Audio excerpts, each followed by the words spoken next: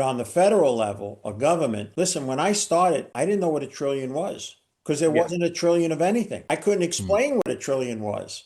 And so here it took us 20 years to go from 1 to 10 million, only 12 years to go from 10 to 20 trillion. And now in 6 years, we're going from 20 trillion to 40 trillion. And here's where if I could get on one of these still, and I used to, and I don't need to, I don't want to, but if I can get on one of those financial networks that people watch during the day, I just like to ask any of those talking heads to give me the answer to this. The Congressional Budget Office says now we're going to be at $53 trillion, and they raised it to 60 something, but at 53 trillion in less than 10 years. At a 5% interest rate, that's over $2.5 trillion in interest expense. The best this country ever took in was a little over 5 trillion in revenue. You can't run the country if half the money is going to go to interest expense. Crazy. And it's coming.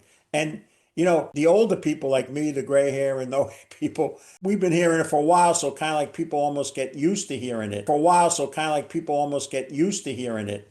But most people listening to this are going to be alive, please God, when that issue comes.